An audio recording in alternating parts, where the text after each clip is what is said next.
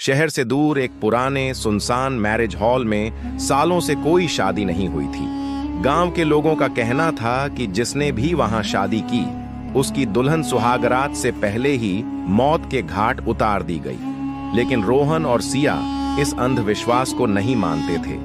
उन्होंने जिद करके वहीं शादी करने का फैसला किया। शादी धूमधाम से हुई।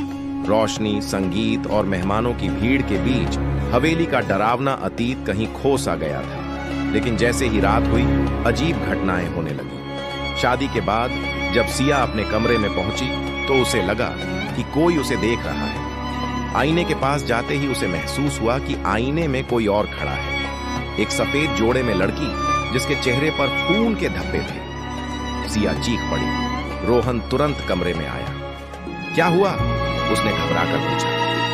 सिया कांपती हुई आईने की ओर इशारा करने लगी, लेकिन अब वहां कुछ नहीं। शायद मुझे वहम हुआ, सिया ने खुद को समझाने की कोशिश की। रोहन उसे संभालते हुए बोला, थक गई हो, चलो सो जाओ। रात के तीसरे पहर अचानक दरवाजा खुद ब खुद खुल गया। ठंडी हवा अंदर आई और सिया ने धीरे से कहा, रोहन, कोई मेरे बालों में उंगलियां फेर रहा है। रोहन का खून जम गया।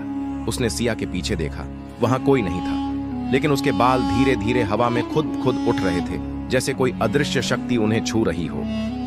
अचानक खिड़की के बाहर से किसी के जोर जोर से हंसने की आवाज आई। रोहन ने जैसे ही खिड़की खोली, एक काला साया तेजी से अंदर घुसा और कमरे की सारी लाइटें बंद हो गईं। अंधेरे में रोहन ने सिया का हाथ कसकर पकड़ लिया। कमरे में अब भी हल्की हल्की सिसकियों की आवाज आ रही थी। तभी आईना अचानक धुंधला होने लगा, जैसे किसी ने उस पर सांस ली हो। फिर उसमें खून से लिखा गया, तुम्हारी जगह मेरी थी। सिया ने दहशत से रोहन की ओर देखा। ये कौन है? उसकी आवाज कांप रही थी। आईने से एक ठंडी आवाज आई, मैं वो दुल्हन हूं जिसे इस हवेली में मारा गया था। कमरे में रखी घड़ी तेजी से चलने लगी, खिड़कियां धड़धड़ाने लगीं और अचानक दरवाजा जोर से बंद हो गया। हमें यहां से जाना होगा। रोहन ने सिया का हाथ खींचा, लेकिन तभी जमीन से एक सफेद साड़ी में लिपटी लड़की निकली। उसका चेहरा कटा फटा था और उसकी आंखों से खून बह रहा था। सिया जमीन पर गिर पड़ी। सफेद साड़ी वाली लड़की धीरे धीरे उसकी तरफ बढ़ रही थी। आईने में अचानक एक और दृश्य दिखने लगा। सालों पहले इसी हवेली में एक लड़की की शादी हुई थी, लेकिन सुहागरात से पहले ही उसके पति और ससुराल वालों ने उसे दहेज के लिए मार डाला था।